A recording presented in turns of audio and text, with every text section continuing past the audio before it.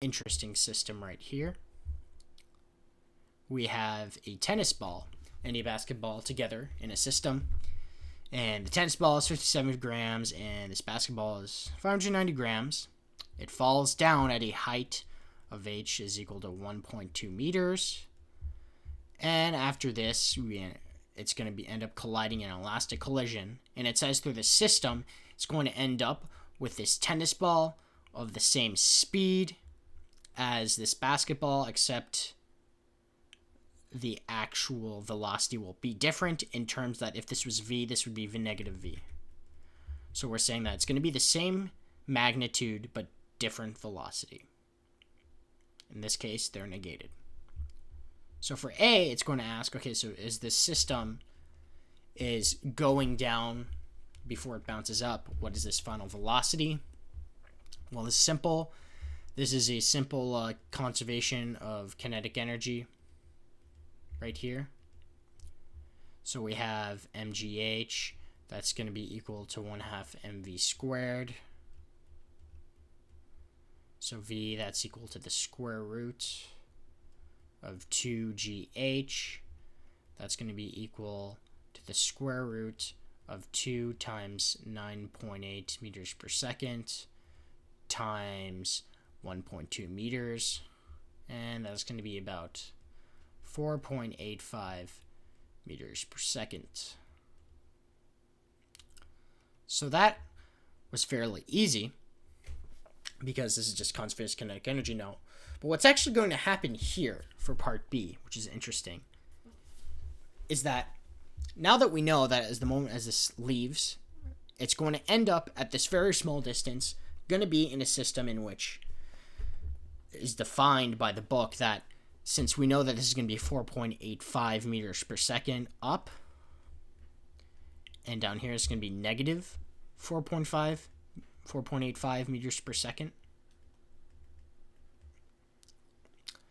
that we can actually end up using conservation of momentum, which is what I'm going to talk about now for part B. It's asking, so what is this maximum height here that it can reach, right? Well, of course, now what one might do is say, okay, well, it starts out at 4.85 meters per second, and since we solve for this on part A, we can just use a kinematic or a conservation of energy, and I'd get that wrong because this velocity is going to get changed due to the conservation of momentum. There's got to be a force that's actually separating this, and some of that energy is being lost from being in contact with the tennis ball and this actual basketball. It's quite weird. Well, that's okay because we know that the conservation of kinetic energy, the momentum of the tennis ball and the momentum of this basketball, that's going to be equal. That's, of course, their momentum is going to be equal. It's going to be conserved, what I'm saying is. So therefore, using this, you'd say, okay, well, m1 v1 plus m2 v2, that's going to be equal to m1 v1f plus m2 v2f. Now you end up with a problem because, of course, you got these initial values here, but you don't know what the v1f or the v2f is. You have two unknowns, which is bad news. And thankfully, Greenberg has provided us with the tools to solve this. And by solving for actual, kinetic energy, we end up with, of course, V1 plus V2. That's going to be equal to the negated sum of V1F and V2F. So solving for this, we end up, of course, that's going to be V1F. That's going to be equal to V1 plus V2 plus V2F. So that's going to be negated. And then we plug this all the way back into this crazy equation right here. And because this is a physics video and not Algebra 101, I'm going to assume that you can solve the system of equations properly, of course, and you can trust me to say that once you plug in for these values, you'll end up with this final velocity of 12.81 meters per second up for this ball right here.